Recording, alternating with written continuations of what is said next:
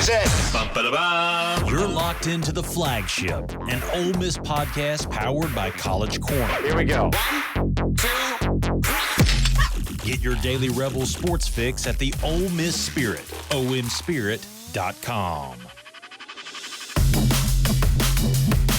Welcome into the Flagship Hit That Line edition. I'm your host, Zach Berry. Week 2, as the boys, pretty good week. 15-11 total. The leader in the clubhouse right now, Nicholas Carr, went 4-1, and Ben right there behind him at 5-2. And Austin and myself both went 3-4. Ben and myself both hit our Moneyline sprinkles. Ben got the Trojans of Southern Cal at plus 152, and I hit the big one with Boston College at plus 590. So good week for everyone. We continue the trend of this group being pretty stout against the spread. So this show brought to you each and every day by our friends at College Corner, 3 locations, Oxford, Ridgeland, and Flowood. They take care of us, and they will take care of you. If you can't get there, collegecornerstore.com. Get your closet upgraded for it's week 1. No, it's Furman, but it looks like the Rebels might be playing more than 12 games, 13 games this year, so you might need to get some new polos. And, of course, they got the tailgating supplies as well. Podcast also brought to you by our good friend Drew Moak at USA Benefits Group. 20 to 30%. He can help you cut that off of your health insurance premiums. You can give him a call today at 601-953-8449 or check him out, usabg.com/DMOAK, and you can get that free quote and he'll help you out. All right, let's bring in the Legal Gambling Council, Austin, Ben, and Nick. Good evening. Ben is on the road, so I believe he is going to be going back and forth, utilizing his cellular device to look at lines. But, gentlemen, good evening. It was a successful week 1 for the LGC. It was. Zach with the home grand slam of a money line. 590 is a huge number. Call this shot. For those who don't know, I can't imagine you listening to the show without knowing gambling lingo. Plus 590 means if you bet $100 on Zach's pick, you would make $590 in addition to the 100 that you put up. So that is an incredible money line pick. And it was a wire-to-wire cover, right? Like never in doubt. Yeah. What was it? Because Florida State went 3 and out. Then Boston College had the ball for like 14 minutes of the first quarter. It was at one point it was 29 plays to 6. They'd had a 15 play drive and a 14 play drive, and FSU had 2 3 and outs. I mean, what would worry me if I was an FSU fan, apart from the fact that we just got our asses kicked by Georgia Tech and Boston College? It's starting to sound a bit like a former Ole Miss coach who used to tell people every season that we were going to be a tournament team, and then we weren't a tournament team. Mike Norvell said this was his best offensive line that he's ever had. He told people in the offseason that it was a great defensive line. They're getting smacked around at the line of scrimmage. Is he wrong about this? Or I was going to say, man, this is kind of one of those perfect examples. If you don't know what you got, or if you're unsure, just keep your mouth shut. Don't give everybody the shit in the spring and fall camp what they want to hear. Because, man, now it's just – I mean, you're 0-2 anyway. People are going to be pissed, but now people are really pissed. Well, now they're saying, you've been telling us this offensive line was so good. Yeah. Now they're beginning to question his judgment or his ability to coach him up. I mean – yeah. I'm not really sure you morally you can get this done. Yeah, right. Hey, real quick, as y'all were talking about, as Ben was explaining, odds and stuff like that. Do we have any odds yet on how many times Taylor Swift will be shown during the game tomorrow? I mean, assuming if she's there, right? She's going. Yeah. Where else would she be? Where did the Chiefs play again? Ravens, right? That's the Ravens. Yeah, For some reason, I Ravens. thought it was the Bengals. I mean, it's not like they're. I would imagine they're going to have some sort of like engagement during a game or something. The NFL is going to stage that. I thought for sure he was going to propose last year after Super Bowl. I wouldn't doubt it if he did tomorrow. After this year's Super Bowl, when they win 3 in a row. Yeah. They're not winning. I've seen the script. I mean, they're winning. Don't wish that on us. Yeah. Don't wish that on us. All right. We're not going to talk Furman. Obviously, let's look ahead to week 2, Middle Tennessee State. Gentlemen, I don't know if y'all were up. I was being a regular sicko and stayed up to watch the end of Middle Tennessee Tech. Boys, when I say the Blue Raiders pulled it out of the fire, I mean blue flames. I mean, it was hot. And I mean, Derek Mason really, really, really got lucky. Tennessee Tech scores to go up 25-24. I believe that's what it was. And there's a minute left. I don't know. Their quarterback on third down, if I remember correctly, could have probably scrambled and gotten 4 or 5. Just threw the ball away to make it a very, very, very, very uncomfortable fourth down.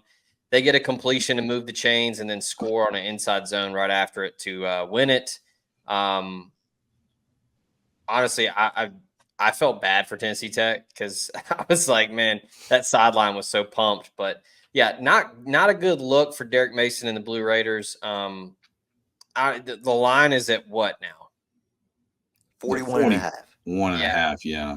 Lay them. I mean, this look of this team right now, talking Ole Miss, I mean, we've got some like Thanos energy right now where it's like this team is pissed and they're trying to prove to everyone that this is a legitimate college ball playoff team. I think they're going to just score as much as they possibly can on anybody this year. I mean, they last year, you know how Kiffin was very, he would manage games differently depending on the opponent, stuff like that. And like, no, I mean, he's going straight up NCAA 25 it. Like, he's going to be throwing deep in the fourth quarter when he's up 20. So, yeah, lay the points. Yeah, I think it's telling that last week he was given the option to shorten the quarters and refused it. He wanted to play every minute of that game. And like, I mean, I agree with him. I understand the rationale. He wanted to get the backups reps to see what he had. I don't know that we're going to be up 70, whatever this week, but I'm kind of with you, Zach. I definitely wouldn't take 41 and a half. I can see us getting into the 50s, if not the 60s again. And I think somewhat unheralded from last week was our defensive performance. We gave up like 170 yards. I think the majority of which were on like 3 busted coverages. Basically, we had 2 wheel routes. Yeah, we got 75 yards on those 2 plays. I don't want to sound like that guy, but we have to fix that. No, we do have to for sure. Yeah, you got to get it cleaned up. But like 2 plays accounted for 75 yards. Yeah, none. Yeah. They could not piece together a drive. I think Middle will be better than Furman, obviously. How many drives do they piece together? I hope so. I mean, what are they going to put up 220 yards on this defense? Maybe. I think they'll be better because, Ben, you said this earlier in the week to me, probably. I could see Ole Miss wanting to come out and kind of methodically – I mean, I know, Zach, you said they wouldn't do that. I'm not necessarily saying ease off the gas, but I could see Ole Miss coming out here and doing like 45-3. And I think that's exactly what you said, Ben, and just coming out and really laying the hammer down early, but easing off a little bit earlier. I mean, I think Middle Tennessee is awful just based on what they did in the first week. I don't think they're that bad. I mean, I don't think Derek Mason's that bad of a coach. But just looking back, I just wanted you guys to guess if you could. I watch a lot of football, watch a lot of FCS, and I'm pretty aware of FCS teams. I'm not sure that I knew Tennessee Tech had a football team. I really kind of thought that it was just like a school that played basketball in the OVC and baseball. You know, the last time I'm aware of that. You know, the last time that Tennessee Tech had a winning record in football? It's got to be like 50s or 60s. No, winning record. Just a winning record, not like an unbeaten or anything like that. 1990 years. 2011. Okay, not 2011. Still, Okay. they haven't in Here's- FCS. They haven't had a winning record in 13 years. In Middle Tennessee, Middle Tennessee is bottom 5 of FBS based on last week's performance. Mm-hmm. Okay, Bad so teams. They're if you're having any reservations on laying the 41.5, Tennessee Tech put up 341 yards and had 21 first downs against Middle Tennessee. on the road. I think the play here might be if you get Ole Miss minus like 24 in the first half.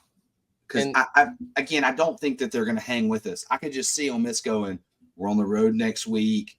We're 2 weeks away from Kentucky. Let's be absolutely certain that we're not getting any injuries. But the defense last week, I looked at, and I remember during the game thinking how dominant they were. I think Walter Nolan played 18 plays.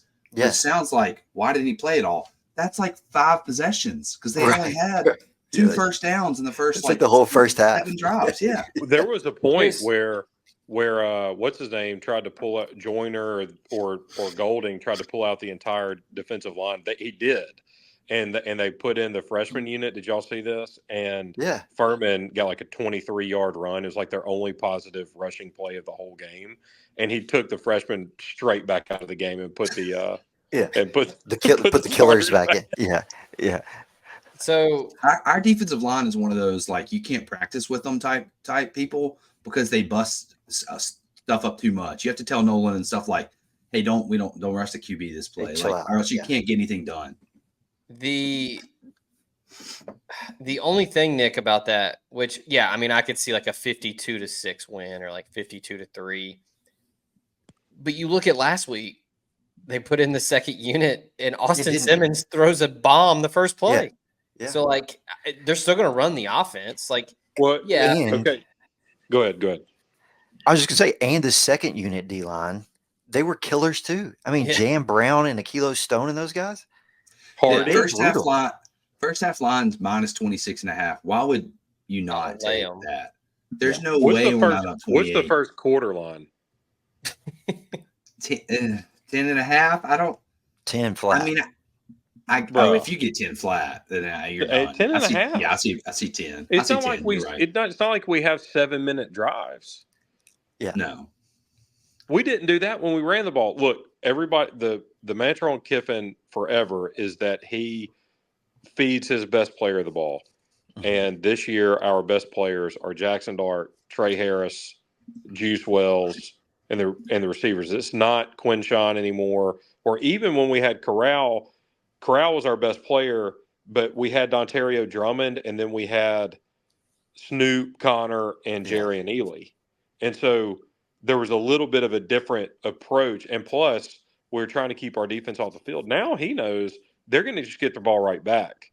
And so I don't know why we wouldn't be up 21 points in the first quarter. I'm not kidding. I agree. What happened against Furman? I can't imagine what the score. I can't remember. It was in the 20s, though, wasn't it, in the first quarter? Is it 24? Was it 24? Well, we scored 52. It was 24-0 in the first quarter. 24-0 at the end of the first. Was it the first drive? Maybe it was like a third and medium, and they just, motioned Bentley out and just flicked him a little swing pass, and it was like 9 yards, and he just picked it up. And then after that, it was just business as usual. Where I think there was like a negative play or maybe an incomplete pass or something, and they had a third and medium, and you just throw it to Bentley and just let him go get the first down. So there's going to be a lot of that on Saturday. I guess my point is I don't know. Again, going back to like the Thanos energy, this team has an edge to them. Like they appear to be laser focused and very motivated to get some more. They're getting tons of recognition. People are, they're ranked at, 5 or 6, depending on what poll. But I still think they're still like it's just Ole Miss. Ole Miss, they'll probably lose a couple that they're not supposed to. And I think that pisses his team off. So I like this week, next week at Wake, they're going to beat the hell out of Wake. And then you get Georgia Southern right before SEC play kicks off. I don't know, man. This team, it's a different vibe to it.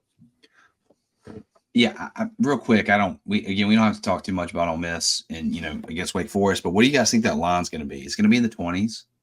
Oh yeah, especially after this week because Wake they're Forest, losing this week. By the way, That's a beat down on the road. 27 and a half.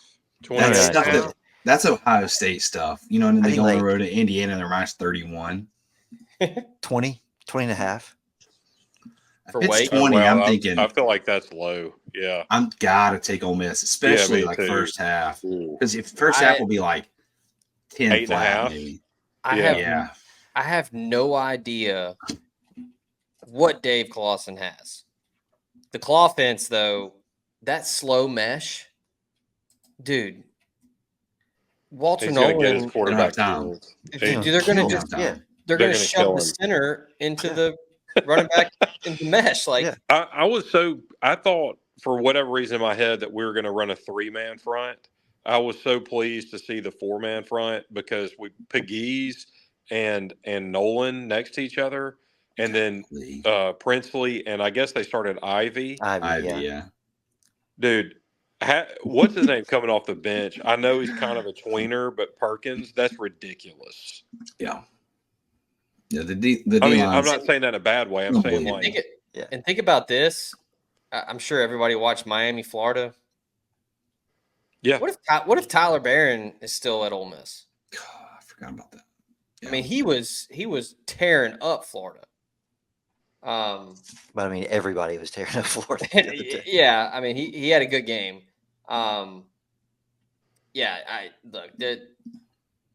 We can Is move Wilkins on back, here. or is he still injured?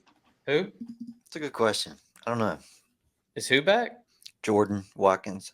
Watkins. I said Wilkins. Sorry, Watkins. I don't know. I hadn't heard anything. Honestly, doubt just he's rest. playing this Keep week. resting him. Yeah. What is it? A hamstring or something? I think so. Yeah, hamstring. I would love to see as many people play against Wake Forest as possible, though, just because I think you need to start ramping up if you want to be ready for Kentucky, USC, LSU, that 3-week stretch there. For sure. Because Pretty even big. as bad as Wake is, they would be favored over Furman by 30 and over Middle by 17 or whatever. Like, Nick, I think because you're going right to Wake. Yeah, we're gonna have. You'll probably have the media guide. You might just have it in your back pocket, or just have the roster pulled up on the phone. Because I think third, fourth quarter, we're gonna be doing a lot of. Wait, who is that? Because what our good buddy, friend of the program, Stephen Hartzell, he's up there in the Winston-Salem area, and I asked him how Wake was, and he was just like, dude, they're bad. So do you know who their quarterback is? Who No. actually did not win Who did not? Actually, I don't think he's the starter, but it's a name. Hank Bachmeier. Remember that? Yeah, name? Bachmeier. We Oh. talked about it last week. Where did he go to? Oregon, What was then it? Boise. Boise. Yeah. So actually, I don't know that he started last week, but they may start him this week. Yeah, Let's look that up. Wake won 45-13 over North Carolina A&T. Struggled. I mean, it was 17-13 at the half. Yeah, it's a fool's gold 45, man. Yeah, Bachmeier started. He did start. Did he? Okay. Another dude. This is like, y'all remember back, we would like Houston Nutt or Hugh Freeze days where it'd be like, 17-3 at halftime, but we would win like 62-3 or 62-17.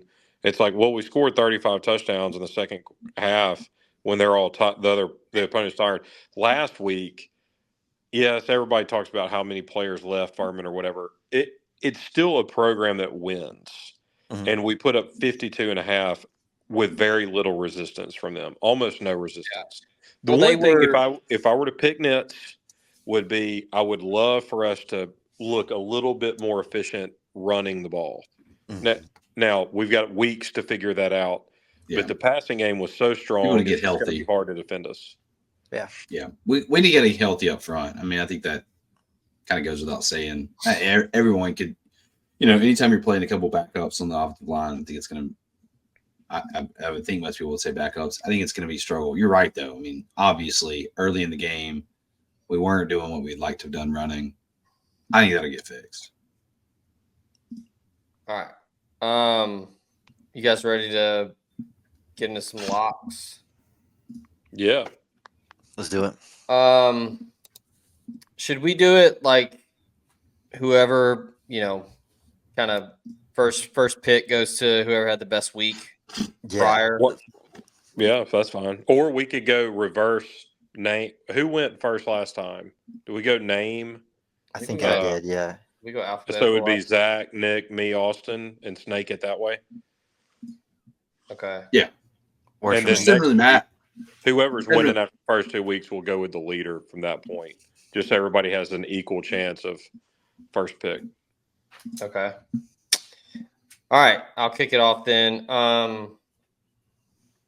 I am going to go to –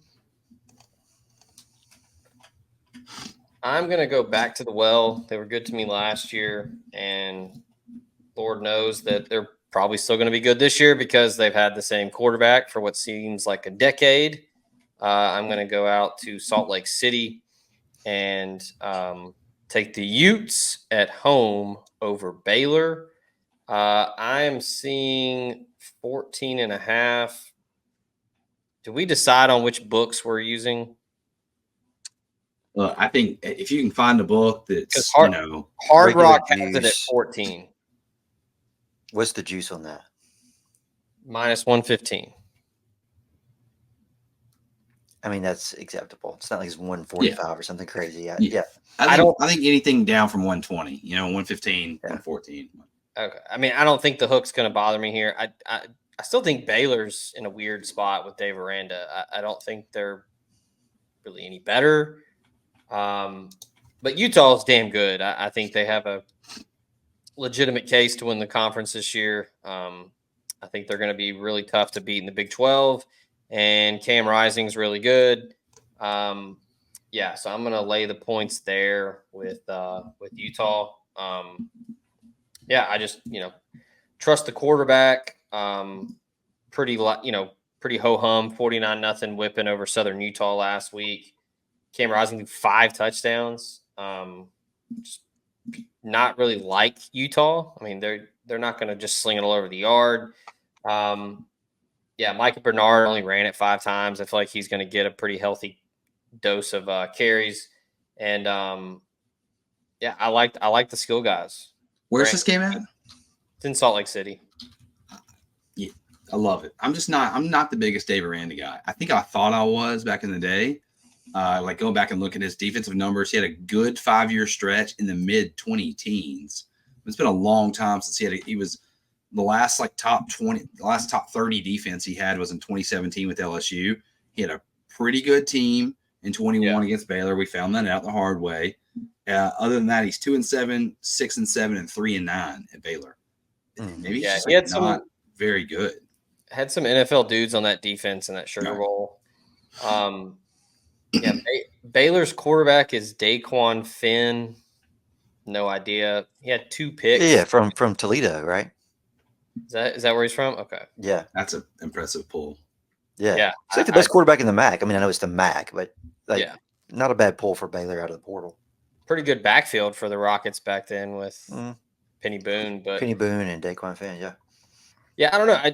I just don't think Baylor's any good, and Utah is very good. So, and plus, we all know Rice Eccles is hell to go play in. Not only just altitude, but it's a pretty raucous environment. So, Utah laying the 14. Yeah, only thing I heard you there is daytime. But I agree. All right, my turn. Let's see. I don't think actually this might be a money line sprinkle for me as well. So I'm going to save that part for later. But I'm going with Illinois. They're getting 5.5. The line opened at 5.5. It's still 5.5. They're hosting Kansas. It was one of the best, if not the best, rushing defense in the country last year. I think they gave up about 50 yards rushing in the first game. Only concern a little bit, I guess, is they've got Luke Altmaier, the former start role quarterback transfer QB there. I don't think he's exceptional, but I think he kind of gets the job done for Illinois. He's just does just enough.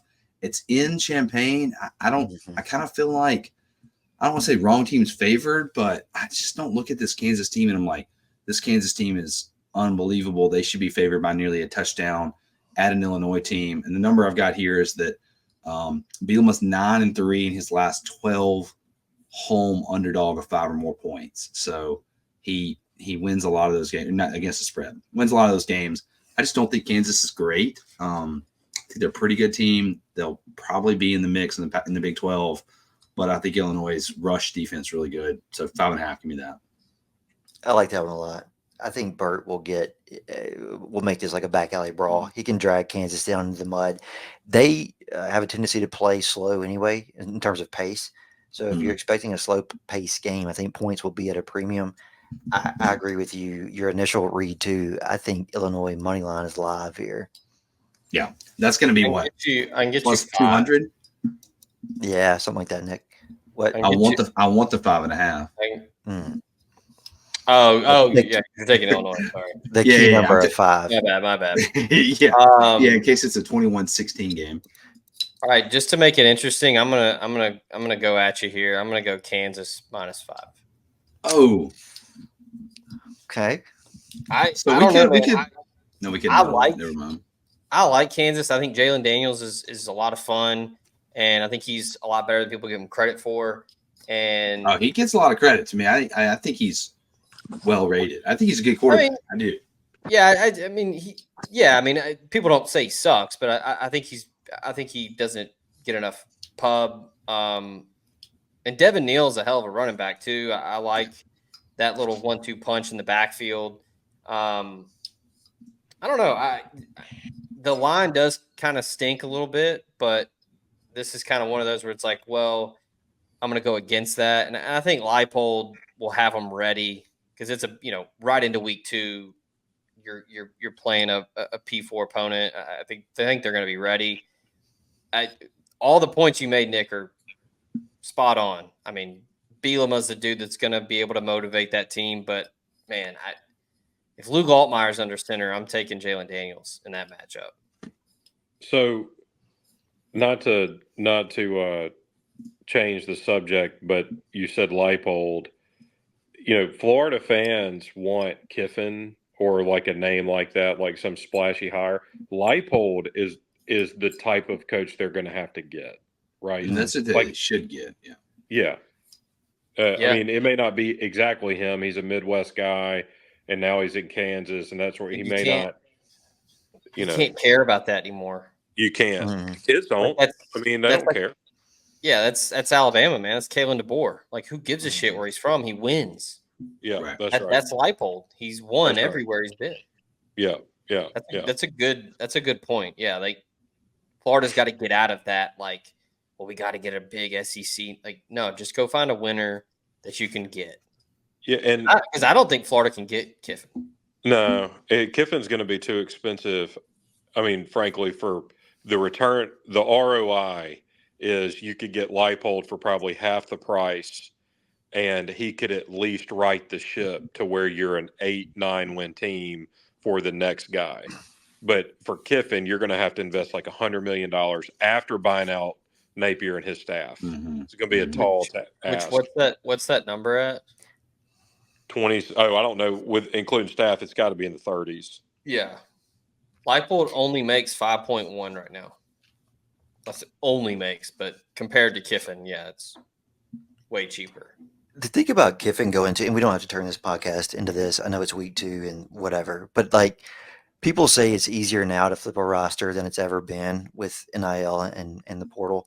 And I think that's probably true, but I think that underestimates what it takes, the infrastructure in place that you have to have in order to flip the roster. In other words, you have to have the collective infrastructure in place, all those synergies already built in order to capitalize on NIL and the portal. They're putting the cart before the horse, in other words, right? So, yeah, maybe Kiffin, if he were to go to Florida, could, get like a transfer wide receiver from Michigan State and a center from USC or whatever, much like he did at Ole Miss. Maybe he could do that. But he would be starting from scratch in terms of building their collective into what it needs to be. Like, they don't have anything like the Grove Collective. I'm not just talking about in terms of overall dollars. I'm talking about the synergy that exists between the Grove Collective and the university. Think about this. Keith Carter and Walker Jones, they're like the same age. Same age. They're the same dude, basically. Walker Jones is essentially an extension of the university without being part of the Right. university, right? Like, you don't just find that at every collective. You can't just grow that. Like, you can't just astroturf that. Rather, that's organic. Like, it has to happen naturally on its own. Who does Florida bring in to build all this stuff, to put all these things in place? Like, you can't just assemble it overnight. That's not how it works. And there, Yeah. also, this is, I know we got to get back on track. That they are not built like Ole Miss was built for this, for Right, like exactly. collectives. Like this, we've never been able to play the game because they wouldn't let us play the game. We're the that most everybody else penalized played. program in college football history. Yeah. So now that we can play the game everybody else played, everybody's like, wait, how are they? You know, now they don't say that though. Most individuals other than Florida fans and your occasional Mississippi State fan are like, he would be crazy to take that job. Yeah. Yeah. All the dudes who were Ole Miss is doing 90 and a 75 have gotten real quiet over the last 18 months and 2 years.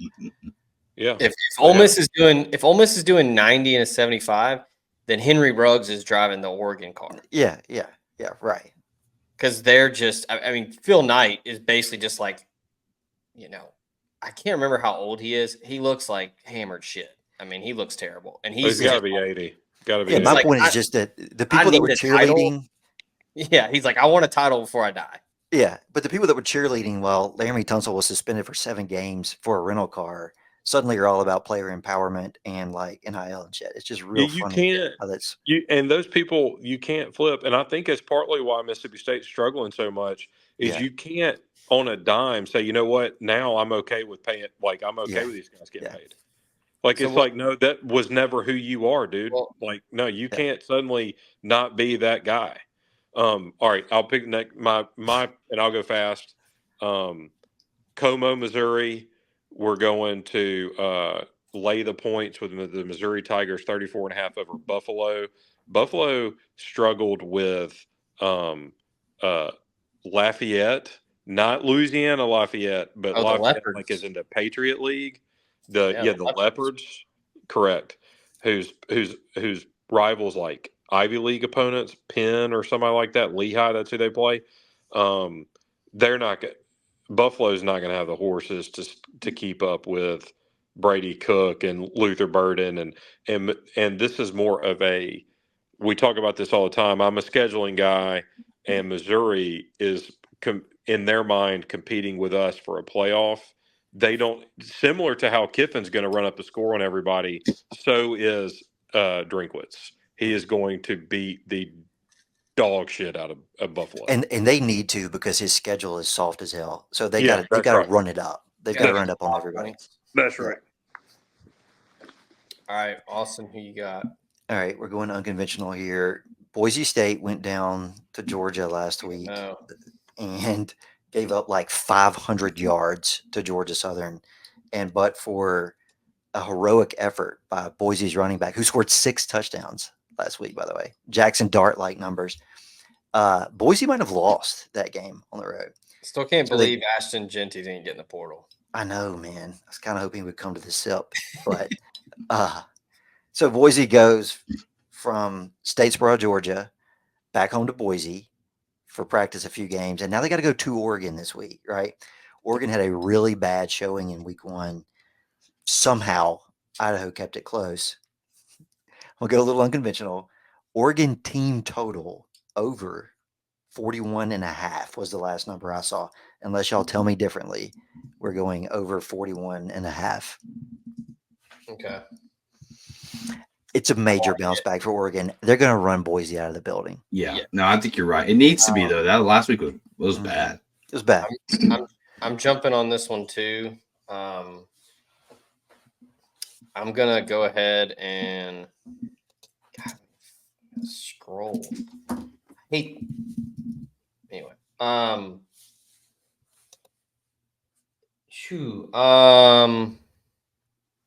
was gonna do total. I've got a good one here if you want to keep looking. Go ahead. I need to see it.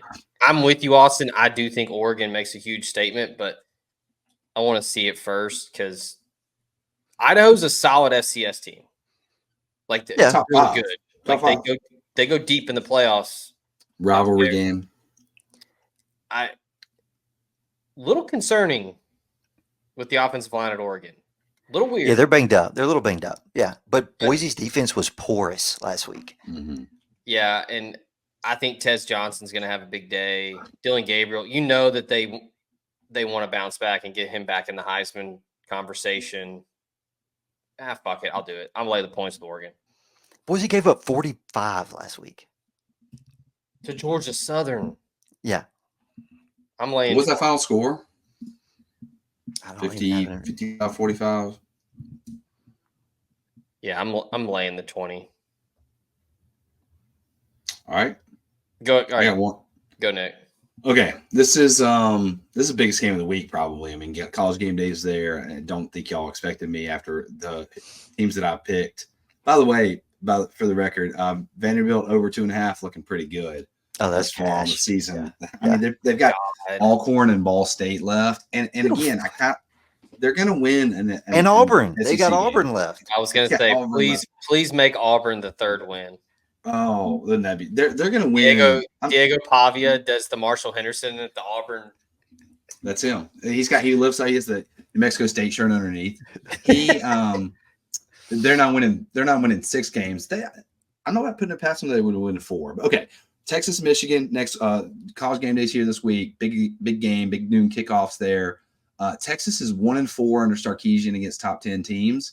That game was against Alabama. Everyone remembers it. Why would that team be favored by more than a touchdown on the road against the defending national champions?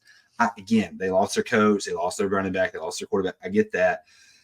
That's not a bad Michigan team. And you're giving me more than a touchdown. I think even at 6.5, I'd probably still have to take Michigan. But once it crosses 7, I mean, it started at 3.5 and it's all the way up to 7.5. You could get 3.5 like a week ago.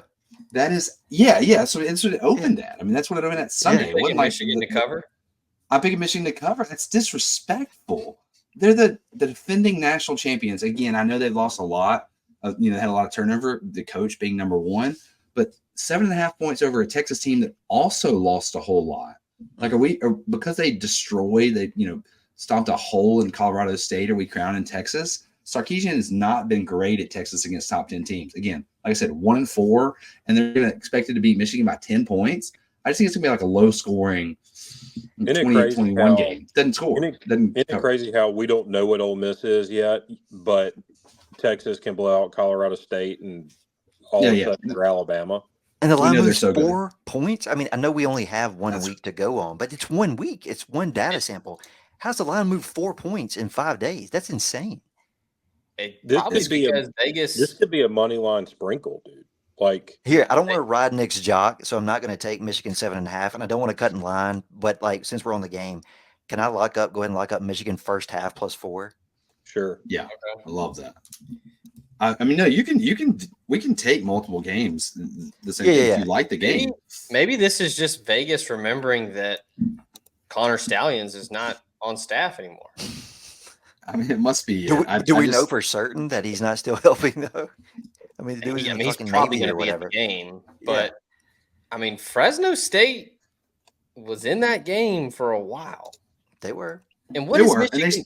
What are they doing? Starting the walk-on quarterback? I was going to say the quarterback thing is still an issue. I just don't think that Texas is. I mean, that's a whole different ball game. What they're going to face up front for Michigan as opposed to what they saw last week against Colorado State. On the road, they're calling for a maze out. They're going to be this might be the best. Points. This might be the best front that Texas faces all year, and I know they play Georgia. I don't know, man. It doesn't always work. It's not an undefeated, formula, but the quarterback matchup, man. I mean, Ewers. Oh, they can win by 3.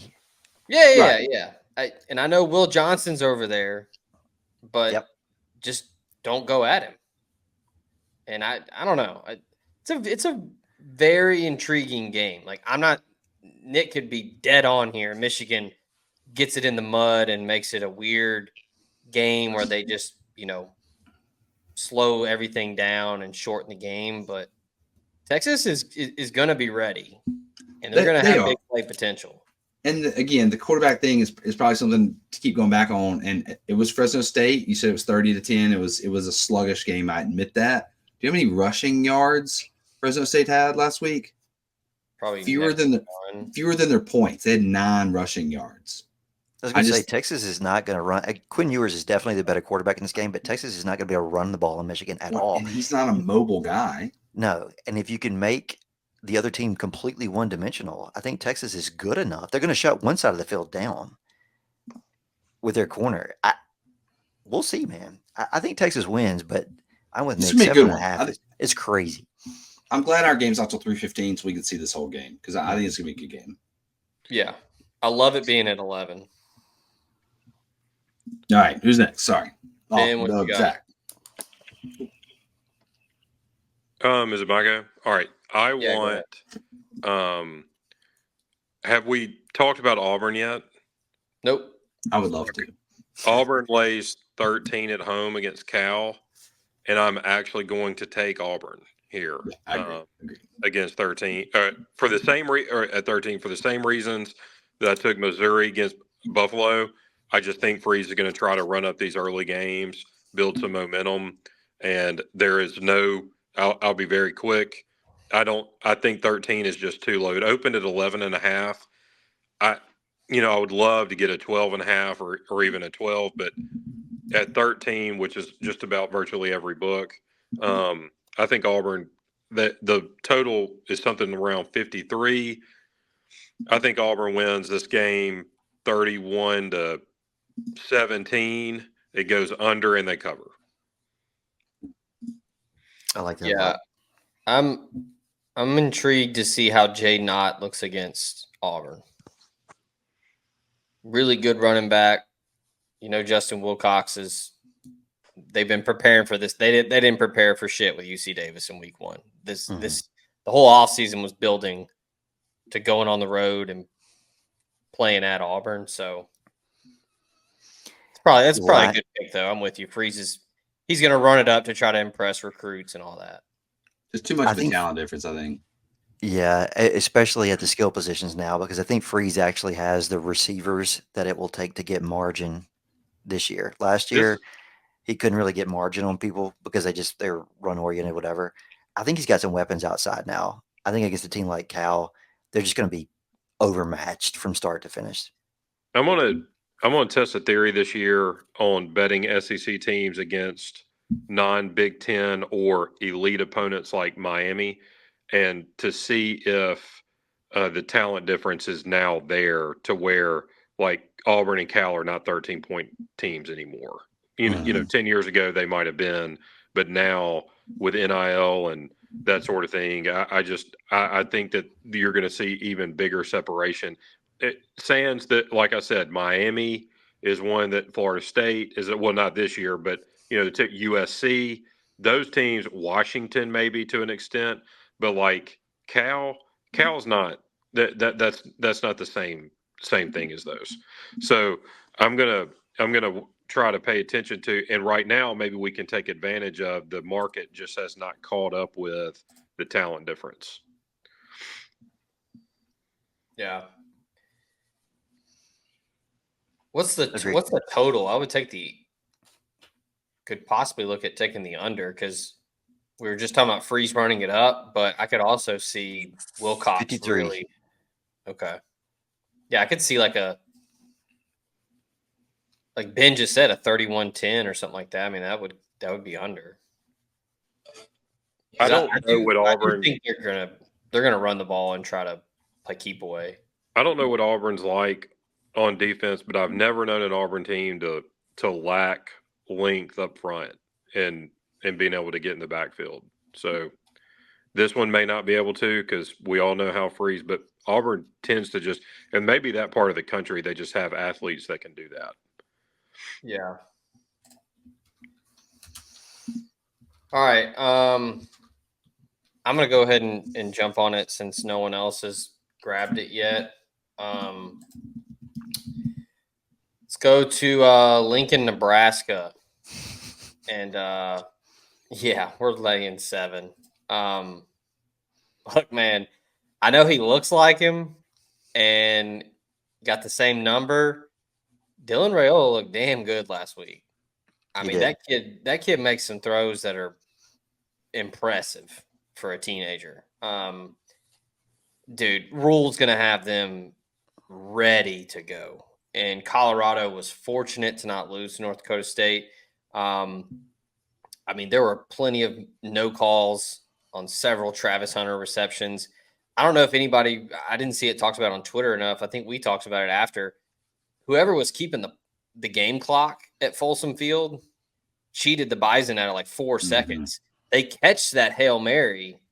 They need to come to the SIP, whoever's running the clock at Folsom Field. Yeah, seriously. But yeah, I don't know. The Dion stuff is done. Like days are numbered. This is the same Colorado team. Nothing has changed. Shador's going to get hurt because he runs around. He takes too many hits. Travis Hunter is special as all hell, but he can't do it all. And I mean, there are going to be 100,000 people at this game. This has been all that Rule has been building towards, where it's like, hey, I got my quarterback now. We've got some skill dudes. We're ready. Will Compton was on JD Piquel's show today, and look, I know he's a homer. He's a Nebraska alum. He played in Nebraska, but he was like, man, I think we can beat their ass. So, of course he's going to say that, but he's not an idiot. He knows football. I don't know, man. I just kind of feel like Nebraska might get in that ass a little bit. So yeah, I'm like, if it's just 7, yeah, give me that. I can't get to 7. I think Nebraska wins, but I like the over better. I want to lock that in. Yeah. If you can give me 58.5, can I get that? Okay. Yeah, I think there's a 58.5.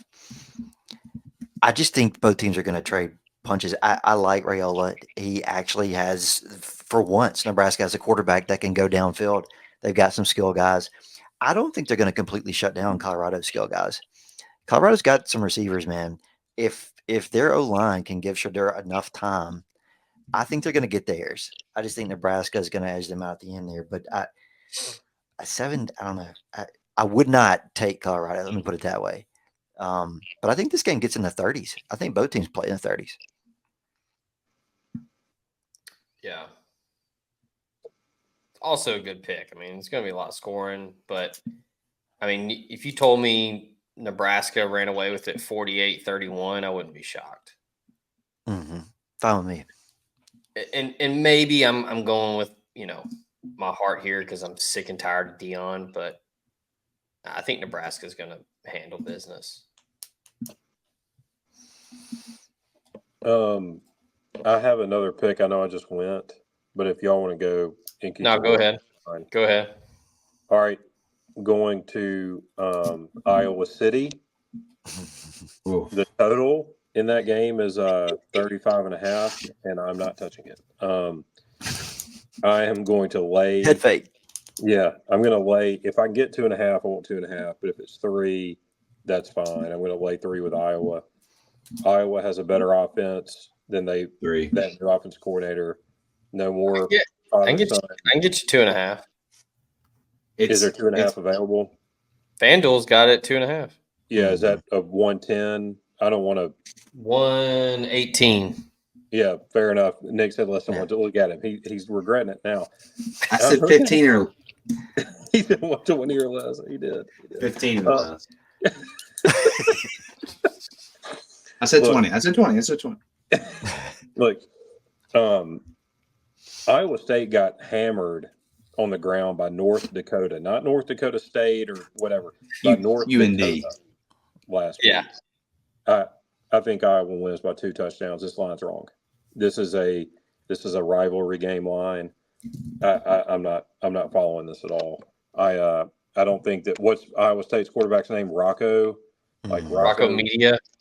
Yeah, look, Cade McNamara, he's going to throw for a couple touchdowns, and they're going to beat Iowa State 24-10. Iowa State's not going to get anything going against Iowa. Iowa still has a defense, not been quite as good. But I was making a golf joke. Oh, I know. Yeah, he's getting pulled. Rocco's Modern Life. Yeah. What a name! I should pick Iowa State on that alone, but they're not in the same class as Iowa, and so Iowa's going to cover 2.5 easy. If you want to give me 3, that's fine. I don't care. It's 2.5. You got 2.5. FanDuel, proud sportsbook of on 3. So yeah, you can absolutely get 2.5. Iowa State's down there is starting 2 linebackers as well, I think. Yeah, dude.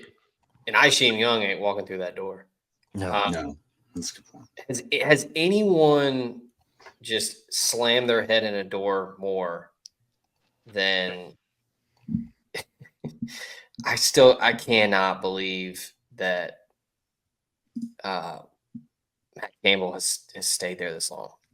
Like, just waited too long to get out. Mm-hmm. I mean, he's stuck. Yeah. Who else that happened to? Tulsa's coach or Toledo's coach or Candle? Jason Candle, yeah, he's still there. Ironically enough, that's where Campbell came from, right? I think so, yeah. Yeah. I think that's Life could just be good for him. It could be like to a lesser extent, a Lane Kiffin situation. You kind of find your groove, and it's like, well, I mean. And look, now they're positioned pretty well in that conference with Texas and OU gone. I mean, you can actually win some games, make some hay as Iowa State. Yeah.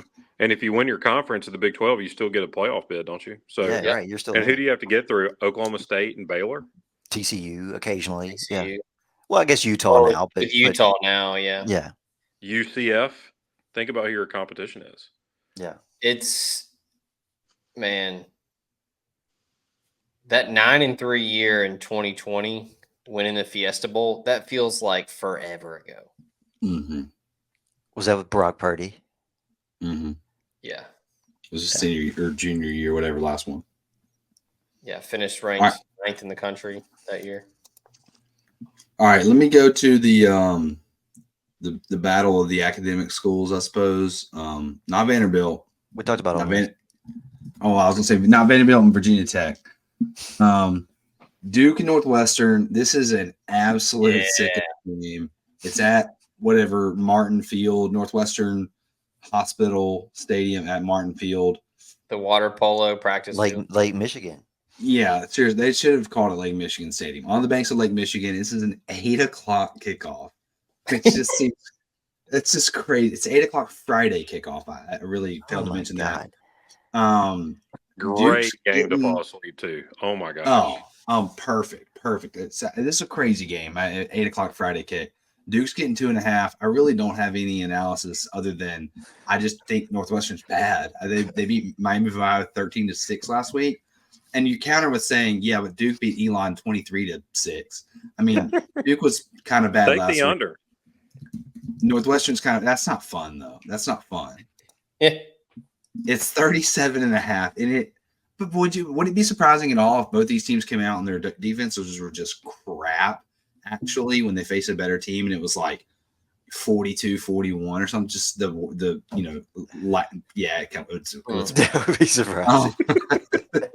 Okay, counterpoint, 21-20 doesn't goes well over. Yeah. So I'm taking Duke in the points just because I don't think Northwestern's good enough to give 20s, anything. You can give me 0 wins this week. I think this one is. I mean, this is an awful game. I had to look up exactly where it was. Yeah, Northwestern beat Miami of Ohio 13-6. Duke at home was 26-3 over Elon. I actually think Duke's defense is kind of good. They're sneaky okay. Elon, and I know what you're saying. It's Elon, but they did nothing on Duke last week. They didn't move the ball at all. At any point in the game did they move the ball on Duke. So Duke getting 2.5. Give it to me. You know what? Shout out to Guy and Jory at Benison's, right at Davis and Maple, right off the purple line. Top notch pastries in there. So look, for those that are at that game, just get there early. Go get you a coffee. Get you a Danish or a donut from Benison's. Nick, this game being at night, there's going to be kids in like the Medill school. They're going to be yelling at them to keep it down because they're studying or something. Oh, like they're mad that they don't have anywhere to park. Yeah. Dude, there's 0 parking in Evanston right there. Yeah, I don't know. Maybe I'm an idiot. I don't know. I know the stadium's a big punchline. I do think it still looks kind of cool. Oh, it's very cool, I think. Like right there on the lake, it's pretty sick. But it is just, it's a high school field. Yeah, it seats They what should max? permanently move Is it like it. 20,000 or 20,000 people? Is that right? Oh, I thought it was like 14,000. Yeah. I mean, They yeah, should permanently can't be move any it. more than I'm not 20. kidding. Yeah. I like the total too. They had 12,023 last week at the game, and I'm pretty sure it was a sellout. They're all premium seats from what I can understand. So, by the way, Elon last week had 140 total yards. Again, it's Elon. I understand that. You don't have to tell me that, but they're very bad against Duke's defense. I think that's a pretty decent deal. I mean, Duke had 17 first downs against Elon. That's Do y'all know how many first downs we had last week? And we had a bunch of big plays. As many. I bet it wasn't that crazy. I bet it was like 22 or something. No, it was like 47. Oh, I was going to say because I thought we had touchdowns. It really was like 40. I'm not kidding. 37, 40. Look it up. It was a lot. Circling back to the beginning of the pod, I just realized who Tennessee Tech plays this week. Georgia. Yeah. They're getting 53. If you can find it. If you can find it. Yeah. I just saw it. I feel like I'm going favorites or I'm laying points in every game this week, but I've got another one I want to lay them in, but I'm going to let y'all pick a couple, see if y'all get it. Yeah, go ahead. You can get the 53.5 at FanDuel if you want it. Go ahead. You got a pick? That's crazy stuff taking that. Go I ahead. got one, yeah. Go. Or somebody. I want to go back to our friends in Starkville who I faded last week at my peril, but they're on the road at Arizona State. I want the total. This game's going over. Neither one of these teams are going to stop each other. It opened at 58.5. I think it steamed up to 59.5, where I'm going to take it over 59.5. I just think a Jeff Lebby offense can get me into the mid to high 20s. Arizona State rolled Wyoming last week. Even with Wyoming trying to slow the game down, they couldn't. So if Arizona State can duplicate that effort, I think this goes way over. I think we're getting into like the 70s here. Agree. Yeah. That's a good pick. Speaking of that game, look, I've got boots on the ground in Tempe. The city is buzzing. I mean, people are already camping out. I mean, you've got campers out there. People are fired up for this. Yeah, I'm laying 6 with the Sun Devils. Is it down to 6? No. Is it? Yes. ESPN Bet, Caesars. Jeez. Alley. I wish I'd caught that. Wow. All right. Y'all continue. Go on. Here comes Nick. Here comes the proprietor. What the hell do you have a problem with? I just gave you 4 books. The proprietor. No. The line's fine. I'm saying he wants to pick on Moneyline. Talk your talk about the Sun Devils. Talk your talk. You didn't. Nick is the moderator on crankingdogs.com.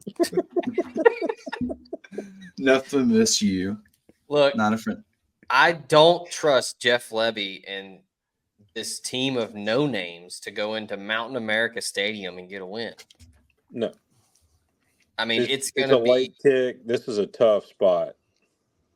And look, all jokes aside, this is an Ole Miss podcast, and we're going to poke fun at Mississippi State, but I don't think it's a good team. And like Austin said, I mean, Arizona State looked good. I mean, Wyoming's not bad, and they whipped them. They controlled that game, like in every facet. And this will be like one of their biggest games of the year. Keep that in mind. This is a SEC team coming to town. They will tailgate. It'll be crowded, the whole deal. I mean, you're finally getting to that point in Tempe where it's like low 80s at night. So, like, it won't be terrible. Breezy. Yeah, I mean, Kenny Dillingham's they're gonna score. He knows what to do, and I don't trust a Mississippi State team going 2 time zones or whatever over to get a win on the road. It's only 6. I liked it more when it was 7. That's for sure. But I'm just going to tell you guys this: MSU was up 35-3 in the second quarter against Eastern Kentucky, who is not very good. But when Ole Miss did it, everyone was like, "Oh, Ole Miss was killing up, beating up on Furman." MSU does it, and we don't mention it. So I'm just going to go ahead and take this here. It's not the biggest number I'd like to get. I'd love to have gotten it when the number got to 7, or if it goes up a little bit later. But I'm taking, and Ben, I wish there was a flashback button so we could go back 7 minutes ago when you said, I'm going to start taking SEC teams whenever they're playing non-Big Ten or SEC teams. This is a Big 12 team. This is not a good Arizona State team. Plus 200 money line sprinkle for MSU. This is not a full strength SEC team. Fair, but I think MSU's sneaky better than y'all give them credit for. They destroyed Eastern Kentucky last week. Arizona State destroyed Wyoming. Correct. Different caliber of player, I think. I just think it's a different caliber of player. I don't think that going on the road. Who is off camera right now holding a gun to your head? Was the last time a Mississippi State team faced a team from Arizona, what'd they do? They beat a significantly better Arizona team last year. Before Fafita was the quarterback. Okay. And with 5 turnovers. How many turnovers? But a much better Arizona team. What do they have in common, though? It's just the same state. They're from the same state. Yeah, that was it. What if the University Arizona gave them that game in a fucking edible arrangement? It was the same board of directors, the same board of regents. Jeez. Tucson, Tippy, they both start with T. But yeah, right. But they're the same interstate. Plus 200. Please lock that. Yeah, plus 200. All right. I've got another favorite that I want to lay. Let's go to Stillwater. Yeah. And I'm going to lay 7.5 with the Oklahoma State Cowboys. Yeah. I like that. I can't talk tonight. Arkansas beat up Pine Bluff. Did y'all watch any of those highlights at all? Pine Bluff, it's like I'm not so sure that they would beat Northwest Mississippi Community College, and I'm not being funny there. Their defenders looked like they were standing still. Oklahoma State has the best running back in college football. No offense to Quinshon Judkins or whoever he's a backup to. Ollie Gordon is awesome. Oklahoma State has one of the oldest offensive lines in college football. They've actually played together. But I mean, they're not as old as our offensive line, but they are old enough to give me comfort against an Arkansas team that lost its best defender in Pupal to Ole Miss. And Arkansas has in my opinion, more of a running threat at quarterback than a passing threat. I don't think they're going to be able to keep pace with Oklahoma State. This is also going to be I would love for it to be a night game. It's an 11 a.m. kickoff, but this is a big game for Oklahoma State, a team that is going, in their mind, believes that they can make the playoff if they win the Big 12. This is another SEC opponent coming to town. Again, I know what I said earlier about the SEC opponents, but in this case, I don't think Arkansas is a full-strength SEC team. They're reeling with a coach that's likely in his last year, no matter how good or bad they do. They do have Bobby Petrino. I don't care. You're giving me 7.5. It opened 8.5. It's gone down to 7.5. I get an extra point. The public is still begging us to take the book is still begging us to take Arkansas. I'm not going to fall for that. I'm going to take Oklahoma State, lay 7.5, and think that they win by like 10-14. I like it. A lot of Talon Green hype after that game with him and Bobby Petrino, and they had it cooking against UAPB. I don't think Isaac Tesla is going to be all SEC this year because of Bobby Petrino. Like, it's going to take him a minute because I think we can all agree, right? Whenever Sam Pittman gets canned, Bobby's going to get the job, right? I don't know. I think they're going to go after Barry Odom. Is he at UNLV? Keep Bobby at OC. I've heard some Rhett Lashley too. Rhett, yeah, maybe. Yeah, back to this game. Oklahoma State handled the number 1 team in FCS last week. Like Yeah, South Dakota State's a good team. That's a yeah, good team. yeah. And Oklahoma State like throttled them. And I think they are significantly better than Arkansas. that was a game that I considered looking at last week, Mm-hmm. and I was hesitant because of the Jackrabbits because they're good. Yeah, yeah. And they whipped them because look, if Alan Bowman doesn't turn it over, because I mean, Mm-hmm. God knows he's challenging for Spencer Sanders' record at Oklahoma State for turnovers, but he was good last week. And then Ollie Gordon's Ollie Gordon. I don't have the number in front of me. I feel like Mike Gundy teams play well at home. Oh yeah, yeah. So dude, they'll be rowdy. This is an SEC game, SEC team coming into Stillwater. They're going to be rowdy for this. 11 a.m. doesn't matter. I mean, I'm like Ben. If you're taking Oklahoma State, I wish it was like 6:30 or whatever. But they're going to be ready for Arkansas. Like they're not. And Mike wants to win, so he can say something cute in the post game about. And Goody's a good coach, man. He's a flawed dude in a lot of ways, but he's a good coach. Yeah. These teams have played 35 times, by the way, but none since 1980. I just thought it was interesting.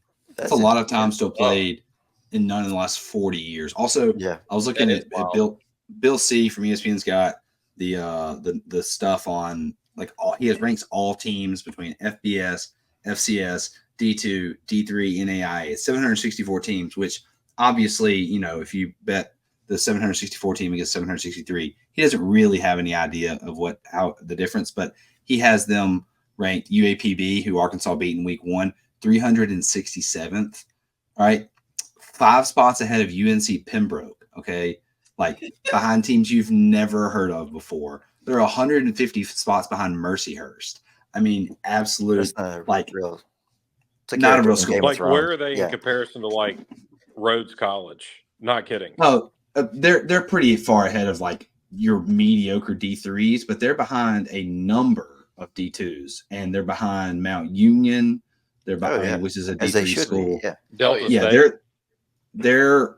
I didn't look at Delta State. They're the third bottom FCS team, and the 2 that are below them are Stetson and another team that doesn't give scholarships. So I mean, like they're as bad of a team as you can possibly be. I think they're either right next to or right behind Valley, and Valley's.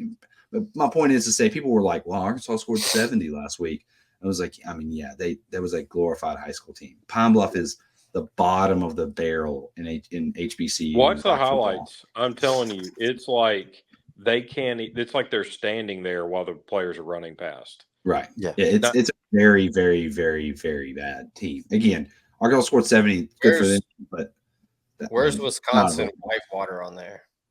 I'm pretty confident they were ahead of them. I'll check that. But I think there were 5 D3 schools ahead of them. I mean, D3 schools don't give out. Let's see. Yeah, Pine Bluff's 358. I'm sorry. They're right behind Eastern New Mexico. Eastern New Mexico, which I thought was a community college that we took. Shout out Wisconsin Whitewater. My boy Kevin O'Neill, it's his birthday today. Played quarterback up there at Whitewater. Which they're actually behind 15 D3 schools. Sorry. Kevin won't listen to this, but shout out to him for being original on his roster page. Favorite food, pizza. Way to go, Kev. He could have been a star at Pine Bluff. Man.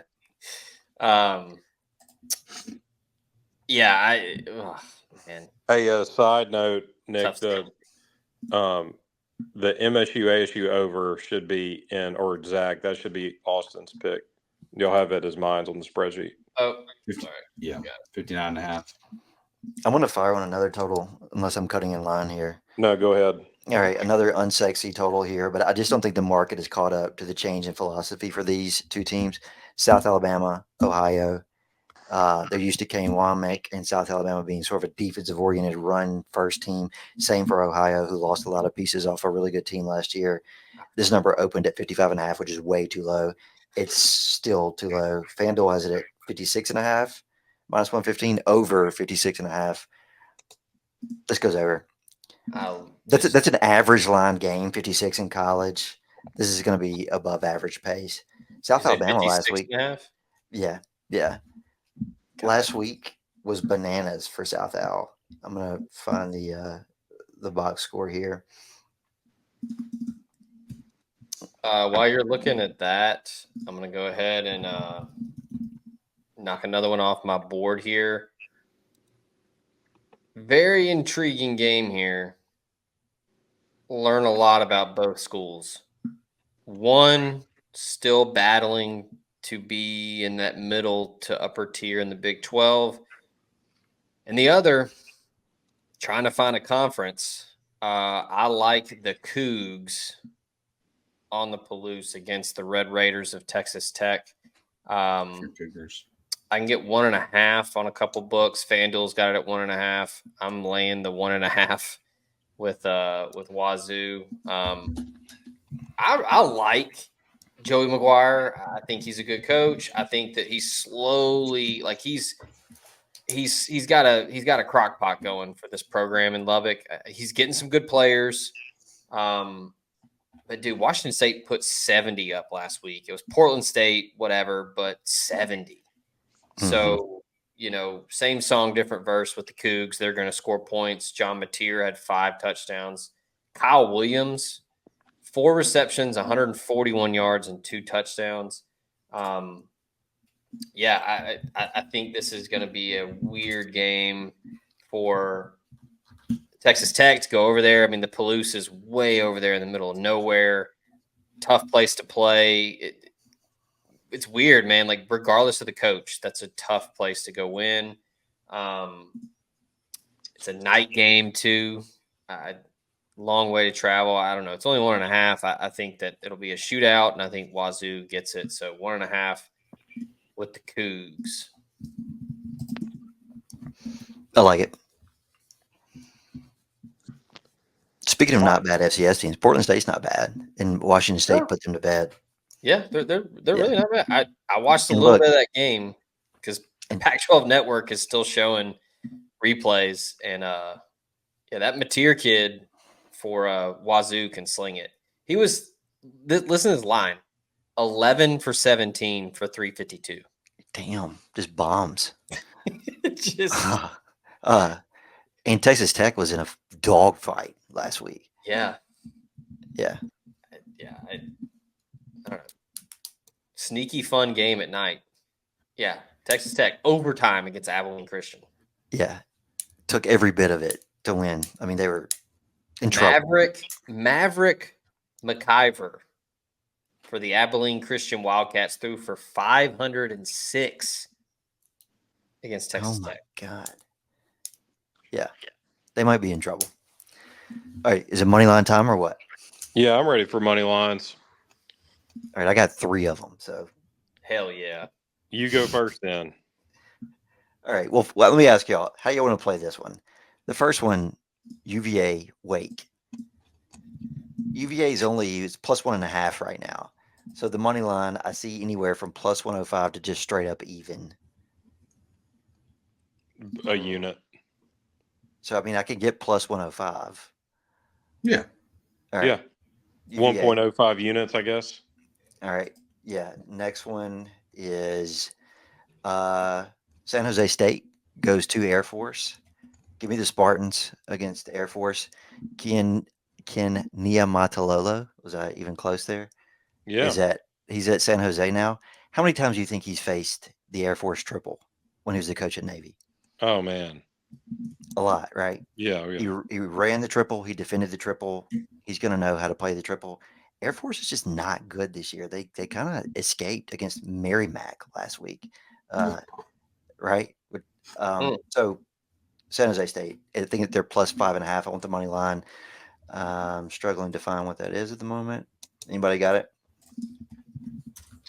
Who is this? Arizona State? I mean, Air Force? San Jose State against Air Force, yeah. It is plus 165, plus 170. 200 at Hard Rock. That's crazy town. So I'll do the 165 seems reasonable to me. I don't know, 200 Okay. is Who was the One- first? Who was the first money 170 line? at some other place. 170. 170. Yeah, we'll do 170. What was the first money line you had? UVA, which was just plus 110, I think, or plus 105. I can't remember. Last one for me. We survived last week, Zach and I, with our FAU wager at Michigan State, but it was it was close because FAU's quarterback play is atrocious. I think Army can go on the road this week and take care of business. I don't trust FAU's defense against the triple after they go to Michigan State last week. They're in a battle up there, a game that feels close enough for them to win, but they managed to find a way to lose. They get a little beat up. They come home to face the triple, which they've not had time to prepare for at all. I like Army on the money line. I trust the troops to handle business on the road here. Trusting some troops, other troops not so much. Right. And So did you play all three money lines? So we're doing. All Yeah, right. and I've got that's like one plus 150. 150. Yep. All right, I've got a few money lines myself. Let me throw one out. This is a spread thing real quick before we're done. All right. Because I got maybe one more money line, maybe one more spread. I'm thinking I went Sam Houston State last week and it was in the money for me. Sam Houston State is getting 22.5. I'm seeing against UCF. I see they're kind of like sneaky okay. That's 3 touchdowns and a field goal, and I think they're going to stick it close. Yeah, Sam Houston State getting 22.5 at UCF. I thought about taking the first half line, getting within 2 scores. It's 12.5, but I like 22.5 better. Okay. All right, I'm about to make some crazy picks. Okay, first money line. I'm going to take South Carolina outright at Kentucky. Hell yeah. Hate that. I don't hate that. I don't either. I was just looking at that. They were They bad can't last be- week. I was going to say they can't be as bad as they looked because they looked bad last week. No. They looked bad. bad. This Kentucky still hadn't played a full game. If you recall, they basically played a half against Southern Miss. They're like 34 Southern minutes. Miss isn't any good. Kentucky looked pretty decent, but I think this is a huge knee-jerk reaction to open this line at 9.5. I don't understand that, and I think I can get like plus 360. Hard Rock's got 325. Well, there you go, 325. That's perfect. Plus, Mark Stoops is distracted. He's taking the Florida job, so it's going to be. Look, tricky. the problem with Kentucky, and I'll say that, and then they'll blow out South Carolina. These teams play games to 3 points. Like that's the both coaches' styles. There's not a lot of room for error when you're going to be defense oriented, run the football, and Kentucky takes the air out of the balls. If you're not successful early, it's hard. We saw that in Oxford when they came to Oxford with Will Levis 2 years ago. That Kentucky team was better than this Kentucky team. South Carolina outright, number one. Second one is going to be a little bit of a shocker. I'm going to take the North Carolina State Wolfpack money line against Tennessee. This is a loss. Zach, you can join him on it. Zach, you can. You can do multiple. I have another one. No, you could take it. If you want that one, take it from me. Seriously. Well, you can both have it. Yeah, we can both have it. You get plus 260. That's not as fun. Look, yes, Nico looked really good. He's going to be one of those players that's like goes by Nico or whatever. He has a good arm, but let's pump the brakes for now. Dave Bourne is going to have some shit cooked up. Correct. They need to go into NC State and do the same thing. Like that, you want to talk about a rowdy atmosphere. This is a 6:30 kick. It's on the new. Wait, is it? It's a neutral, right? Or is it not? Yeah, it's in Charlotte. Oh Right? That'll. I guess it'll be neutral because Tennessee's fan base is so huge.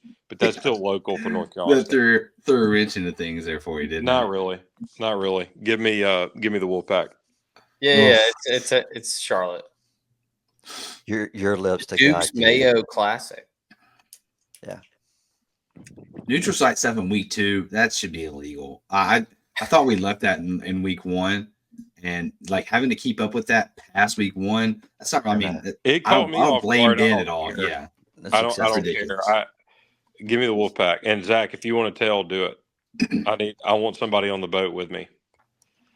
Okay, I will. All right, Moneyline sprinkles. Middleton. No. I I got another one. I'm gonna tail Ben on NC State. Dave Doran's a good coach.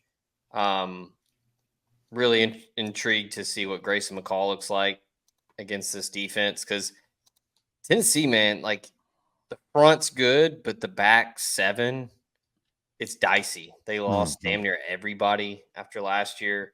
And Nico, again, like Rayola, like special arm talent, but it was UT's chat. Like I need to see more. I'm not ready to say that he's going to go and just dominate a Dave Doran program that's been really damn solid. And they think this is their best NC State team since the 2017 that had like Nick had Bradley Chubb and all those dudes.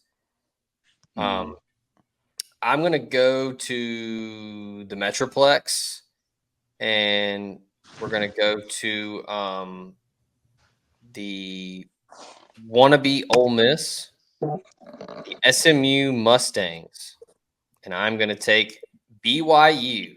I was going to take that one too, man. That's a great pick. Okay.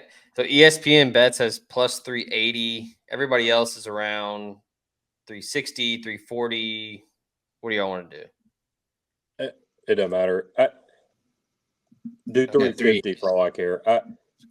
Man, that's a BYU is not. There's not going to be a significant talent gap here, right? And so SMU, it's not like they've recruited circles around BYU. BYU's a great pick. 350. Huh? Yeah. What? What'd you say? Seems crazy to me. I mean, is SMU that good that I'm not aware of? No. Well, they struggled against Nevada. Yeah. Yeah. And then, media darlings is what they And I think BYU could do the same thing Nevada did to them. They can play the game in the phone booth. You know what I mean? They can drag SMU into the muck. Well, Jake Retzlaff threw for crazy number 350 last week. And they're going to have some 29-year-old tight end that's a hoss. They're going to have some receiver that looks like Puka Nakua or somebody. I don't know. Mike Juarez might be playing for BYU. You never know. Who? Mike Juarez. Polynesian Pipeline. Kalani Sitake, man. Good coach. He is now I'm just interested. Yeah. Dude's been good there. 5-7 in 23, but he had a run in 2020. He was 11-1, 10-3 the year after, 8-5 after that. I mean, he's a good coach. I think he needs to win this year. Yes. Yeah, he's got to do something, but especially joining the Big 12, like you can't get run in the new conference. I think people need to pump the brakes on SMU and for sure. Talking about Mark Stoops being distracted with Florida, I've heard some Rhett Lashley rumblings about Arkansas. So, man, if Zach wins 8 units in Moneyline in the first 2 weeks, then I'm gonna hit this one, and then I'm gonna start betting real money in week 3 and just bottom out. Get wiped out. All right, Nick. All right. I got one last one. This is stupid. You should never double dip. But I'm going Michigan. I'm seeing plus 245 on 2 separate things. I don't think they're going to win. I think Texas is going to win, but like I told you, Michigan won the game. I don't think anybody would be surprised at all. Again, they went undefeated they went undefeated last year, won the national championship. I don't think that's crazy at all. 245 taking the defending national champions at home against Texas team that lost their top 2 receivers, their top 2 running backs, 2 defensive tackles. Yeah, and they're also down another. I think that they only have 3 scholarship running backs for the trip up there. Yep. 245. I like Texas. I like Michigan. I shouldn't double dip because I've already taken them once, so that they could possibly cost me twice. But I just think that's too rich. 245. What's the implied probability on that? This seems like they're way more likely than 245 to win. Man, this is like a 125 game. 245 is 28. That's sub 30%. That's I was fixing to say it's about 72%. Yeah. Texas is getting too much love here. I don't understand this. Again, they beat Alabama in that game, and I think teams get crowned for beating Alabama, and okay, they should. Alabama's a good team, but we crown LSU a big time for beating Alabama that one time a couple years ago. That's Chip Kelly's entire career at LSU is beating Alabama on going for two late in the game there. Same thing with Texas. I mean, Sarkisian would have nothing to hang his hat on but for beating Alabama. They beat Alabama and then lost to Washington and Oklahoma in the same year. Right. Yeah, he was 1-2 in the three biggest games of the season. Yeah, but beating Alabama, again, it's a big deal. But I mean, you take that off the ledger and what's there. Yeah. And I think Michigan, and they may lose this game by 2 scores, but I think we're going to look back in like 12 weeks. If they get through this game unscathed, we might be like, oh man, I wish they had lost earlier in the season, because I think they're going to be like rolling downhill at the end of the year. I think they're pretty talented still, very talented. The quarterback thing is just bizarre to me. Mm-hmm. I think everybody thought Orgy was the guy, and then they give it just this walk-on dude that apparently was like diagnosed with like leukemia or something. Yeah. Wow. Yeah, he's beating cancer. So I don't know how this being a day game. Now I know the big house, they, the chairbacks are, cut in half so they can pile people in. I feel like a day game, it'll be rowdy, but I feel like a night game would be way different. Oh, for sure. They're used to them up there, though. I mean, you saw how rowdy Oxford was 2 years ago when we played Kentucky. If you can get early in the week the mindset, and also, when was the last time they played a big out-of-conference team like this? Well, hey, I mean, Texas. You might know, Nick, because I know Notre Dame, it was just recent. Notre Dame got lights. Yeah. The Big Ten generally plays their big games during the day. Yeah, how long was it before Michigan got lights? Do you know that, Nick? Oh, I think they were still bringing them in this century. They were still bringing them in for they would have like a 6:30 kick, and they would bring them in like 2002. I don't think they had them.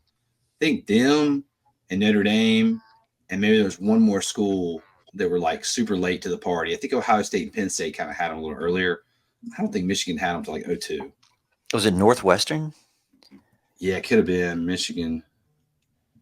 So Stadium. I'm seeing it says lights were installed in 2010, and now they're updated to do the LED HID stuff. That's crazy. Yeah, they were installed in 2010. That's insane. I mean, all of us were in college. Well, it makes sense though, because like Michigan would always play the 11 o'clock, and Notre Dame always was on NBC.